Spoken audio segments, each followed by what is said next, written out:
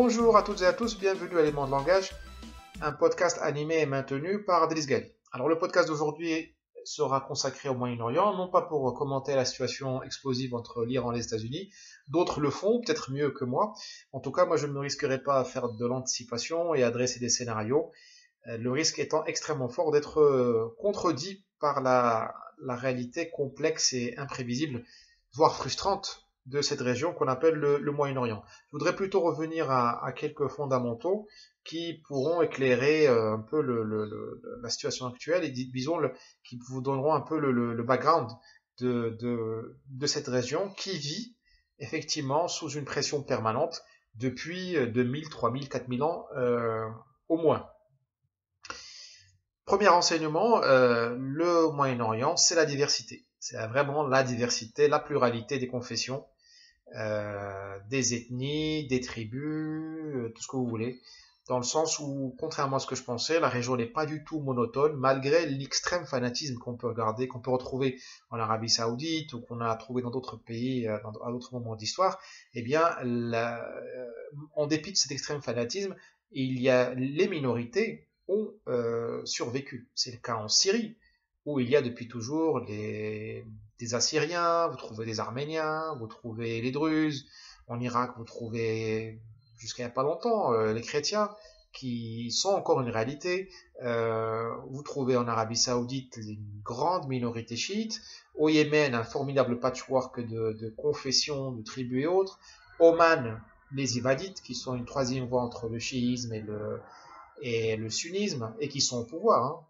En Égypte, le groupe copte, plusieurs millions de membres, donc ce n'est pas du tout négligeable, et ainsi de suite. La Turquie, avec sa pluralité entre Kurdes, Alevis et autres. Ce que je veux dire par là, c'est que cette diversité, elle est belle, et je le dis très sincèrement, mais aussi elle est un ingrédient fondamental pour l'instabilité. Puisqu'aucune communauté n'arrive à créer un projet national qui puisse faire sens pour tout le monde, et on se rabat souvent, pas toujours, souvent sur le fanatisme religieux, l'explication religieuse du fait politique, et ça donne des régimes souvent assez peu, qui ne sont pas stables, avec des interventions étrangères, puisque vous trouverez toujours un parrain étranger pour telle ou telle communauté qui se sent mal à l'intérieur de vos frontières. Voilà, donc premier fait, c'est la diversité du Moyen-Orient comme un ingrédient de son instabilité. Et cette diversité, elle est vieille comme le monde, comme on dit. Donc même du temps de Jésus ou de Mahomet ou de Moïse, elle était là et elle explique largement l'histoire politique, voire religieuse, de cette région, puisque finalement les religions ne sont rien d'autre, enfin elles sont aussi une histoire politique de minorités qui se sont rebellées contre un ordre établi et qui sont nées déjà dans un patchwork préexistant. Prenez par exemple la naissance de l'islam dans le Hejaz, la partie sud-ouest de l'Arabie Saoudite, vous trouvez déjà des minorités chrétiennes, des minorités juives, vous trouvez déjà de l'animisme et ainsi de suite. Donc la monotonie, l'aspect monolithique, l'uniformité n'a jamais fait partie du Moyen-Orient, en dépit enfin, cela casse l'image qu'on se fait, que moi-même je me faisais de l'extérieur d'une région qui est engoncée dans ses fanatismes, dans ses conformismes et autres. Deuxième fait que je voulais partager avec vous, c'est que tout a changé au Moyen-Orient, j'ai l'impression, à partir de 1979, avec la chute du Shah. Donc là, on revient dans l'histoire contemporaine, l'histoire, on va dire, des événementiels. La chute du Shah a complètement renversé les équilibres de la région, puisque l'Iran était le shérif du Moyen-Orient, un shérif inféodé aux Américains, certes, mais un shérif quand même. Et cette chute du Shah, on pourrait longtemps en parler, des insuffisances éventuellement de l'administration Carter, qui n'a pas voulu ou n'a pas su défendre son meilleur allié dans la région, et on paye le prix depuis. Le prix, et on le paye aussi sous la forme de l'émergence de l'Arabie Saoudite et des pétromonarchies du Golfe, qui ont remplacé l'Iran dans le cœur des États-Unis. Ils ont remplacé comme leur petit chéri, j'allais dire, comme leurs affidés, mais aussi ils ont remplacé l'Iran sur le marché, en partie, sur le marché des hydrocarbures, et ont pris pris les royalties, enfin des immenses fortunes qui ont été amassées par ces pays, avec les arsenaux qui vont avec. Troisième point que je voulais partager avec vous, c'est qu'il y a un fait civilisationnel. Le Moyen-Orient, c'est une zone, une région où se rencontrent plusieurs civilisations qui sont le grand absent du débat public et de l'analyse géopolitique. C'est-à-dire que depuis que je suis les sujets géopolitiques, j'entends jamais parler de civilisation. J'entends parler des talibans, de Daesh, j'entends parler des groupuscules terroristes, j'entends parler des religions, j'entends parler des frères musulmans, on entend parler des frontières, on entend parler des ONG, des humanitaires, de l'ONU, de l'OTAN et autres, des partis politiques, du BAT, du PKK et je ne sais quoi, mais on ne nous parle jamais des civilisations. Or, ces civilisations, elles sont là, elles ne sont pas mortes, hein. Elles sont vivantes et elles donnent vie à tous ces phénomènes que je viens de citer. Les partis politiques, les ONG, les leaders politiques et autres. Et ces civilisations nous aident à comprendre ce qui se passe aujourd'hui, puisque elles sont pas très nombreuses, hein. Il y a la civilisation perse, qui aujourd'hui donne vie à l'Iran. Il y a la civilisation turque, qui occupe l'Anatolie, l'Asie mineure, comme on dit. Il y a les civilisations arabes. Alors, en général, elles tournent autour d'un croissant qui va de Alep en Syrie, en passant par le Liban, et puis qui se termine quelque part dans le delta du Nil, autour du Caire. Voilà les grandes civilisations qui marquent le Moyen-Orient, disons depuis 1000 ans. On va pas remonter jusqu'au pharaon ou autre. Il y a eu quelque chose autour d'Oman aussi au 19e siècle, mais pas au point de, enfin c'est pas comparable à l'éclat, à la grandeur des trois civilisations que j'ai citées. Ces civilisations-là, elles ont un jeu, hein, c'est comme un corps vivant, hein, imaginez, ou des planètes, hein. Elles tournent autour elles sont en interférence, c'est-à-dire elles interagissent les unes avec les autres. Elles ont des zones de friction, des zones dans lesquelles elles exercent des champs, comme des champs électromagnétiques, comme une gravité les unes sur les autres.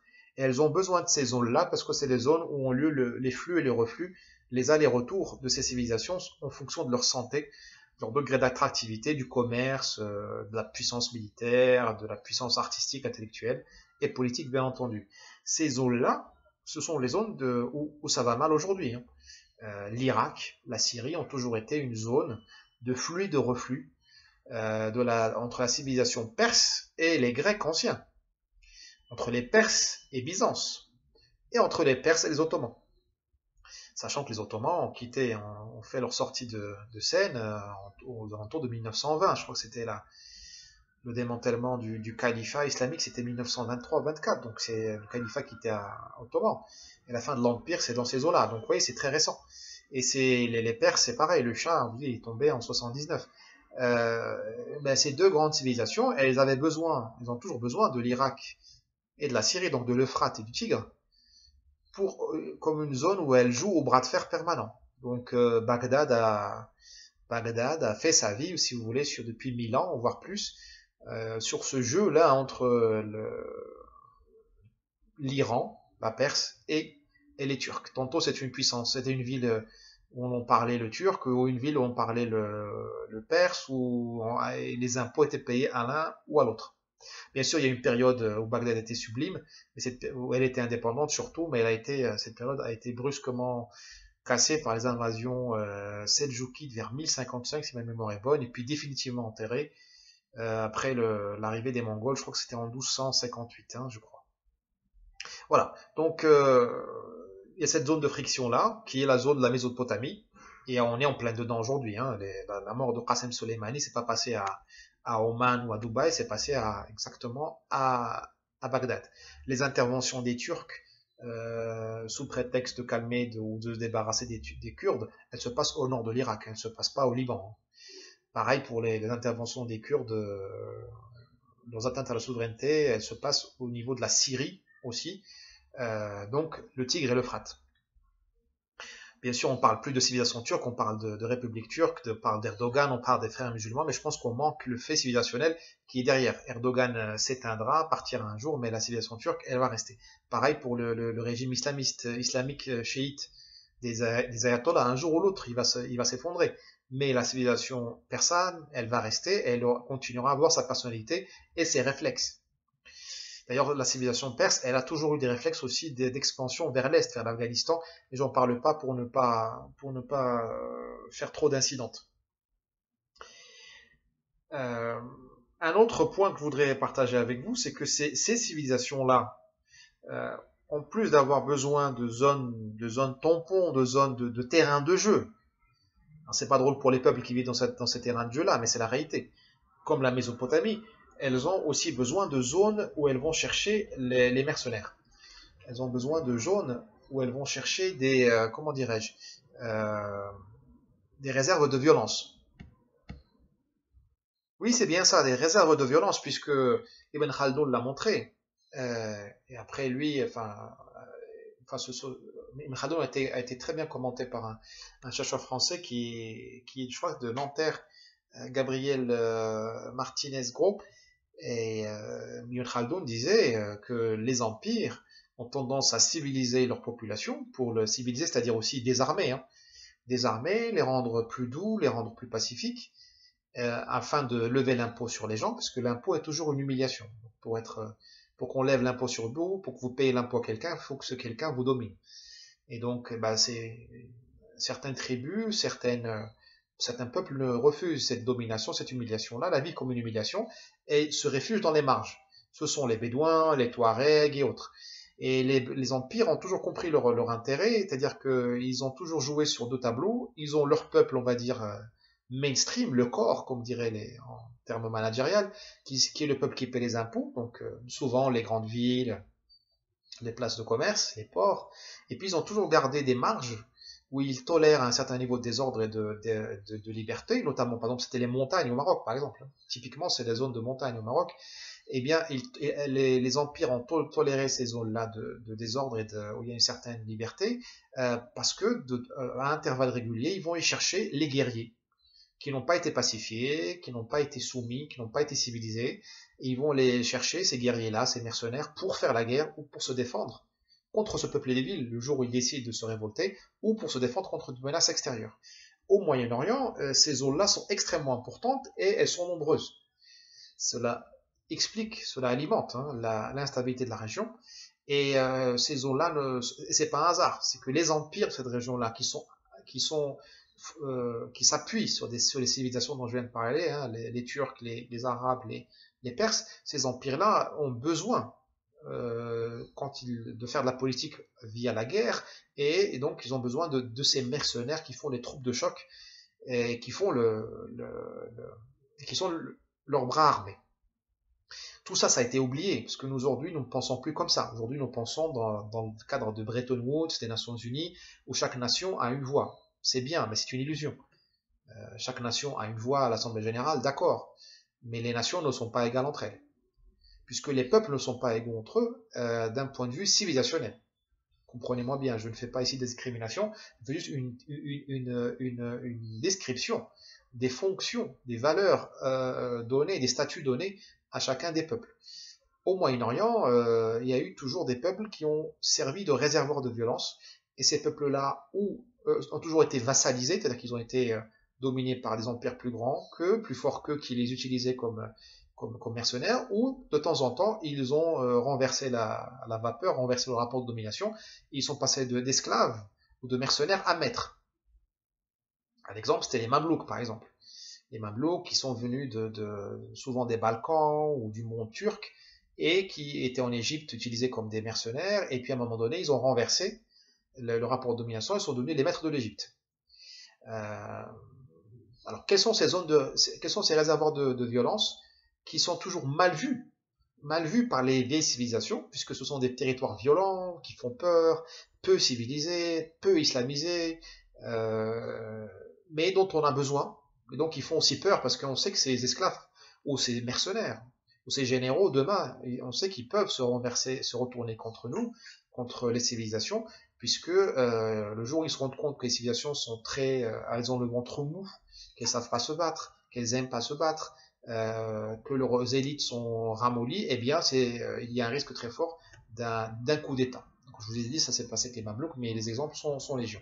Donc, quels sont ces réservoirs de violence? Il y a le Sinaï, en Égypte, où dès que l'Égypte est affaiblie, dès que le régime a des problèmes, eh bien, le Sinaï devient une zone de non-droit ou une zone extrêmement dangereuse. C'est le cas aujourd'hui. Alors, le Sinaï, c'est pas seulement l'insurrection des Bédouins, mais c'est aussi tout le trafic d'êtres humains qui est extrêmement, enfin, qui est abominable.